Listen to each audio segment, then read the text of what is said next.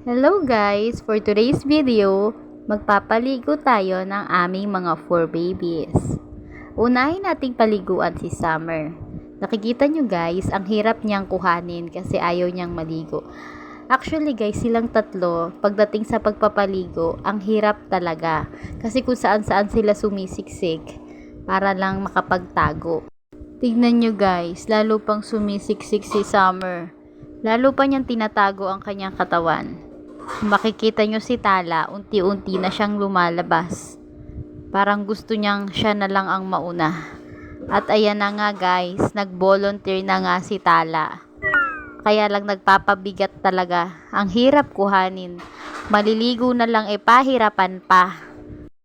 Flex ko nga pala sa inyo guys, ang gamit ng aking mga poor babies para wala po silang mga ticks and flicks. Ito ang Sebin powder. Ayan guys, hinahalo namin yan sa tubig kapag last na banlaw na.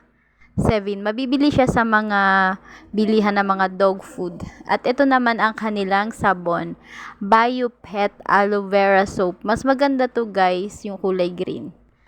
Ayan guys, naliligo na nga po si Tala. Ayan guys, sa BioPet. Ang BioPet guys ay maganda siya sa balahibo ng aking mga fur babies. Perfect combination siya dun sa 7. Talagang nawala yung mga ticks and flicks nila. As in, wala ka nang makikita. Tignan nyo guys, diba? Napakabait niyang paliguan. Actually guys, lahat naman silang tatlo pag pinapaliguan, talaga namang behave lang talaga sila. Hindi sila mahirap paliguan. Nakita nyo guys, oh. Nagbabadlaw muna tayo ng malinis na tubig. Ayan, presko na, pakiramdam. Napakainit pa naman ang panahon ngayon. Naliligo sila guys, twice a week. Balik tayo guys kay Summer. Ayan, ayaw na naman niyang tumayo. Tuwing maliligo, lagi na lang pahirapan. Kala mo takot na takot sa tubig, kala mo kambing. Sick pa talaga siya dyan guys, oh. Pinahihirapan niya pang kuhain siya. Pinwersa kasi natin siya guys ng kuha, baka mangagat. Minsan may attitude kasi yan na nagagalit. Bigla-bigla siyang kinukuha.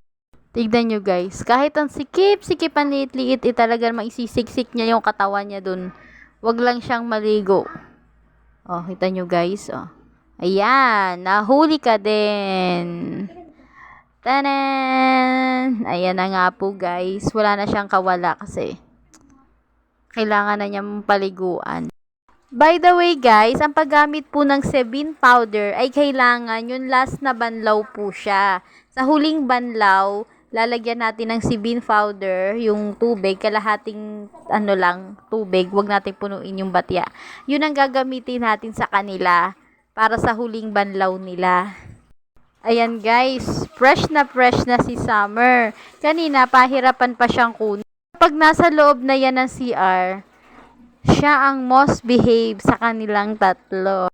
Mabilis lang din guys matuyo ang balahibo nitong si Summer. Kaya hindi na natin siya binublower. Kasi nga, mainit ang katawan niya. Dahil nga po sa lahi niyang may pagka-chow-chow. O ayan guys, tignan mo naman. Fresh na siya. Edi tapos nang maligo. Nahirapan pa niya tayong kunin siya kanina. Edi mas presko siya ngayon.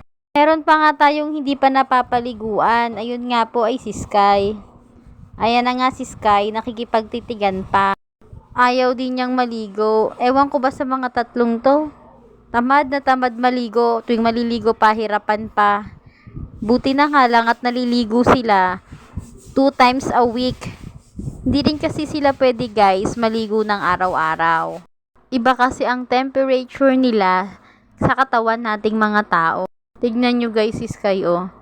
Kailangan pang hilahin para lang maligo. Nagpapabigat din siya ng katawan, kagaya ni Tala. Oh, tignan nyo guys. Oh. Maliligo na lang Mahirapan pa. Para siyang biik. Okay guys, maliligo na nga si Sky. Papunta na nga po kami sa CR. Ayan. Fresh na din yan kapag katapos niyang maligo. Yan. Flex nga ulit natin ang kanilang gamit na sabon guys. Try niyong gamitin yung gamit nila. Biopet na kulay green. At syempre, dahil tapos na silang maligong tatlo, pwede na ulit silang maglaro. Ayan. Nagkakagata na naman sila, mamaya amoy laway na naman sila. Maraming salamat guys sa panonood ng aking mga fur babies.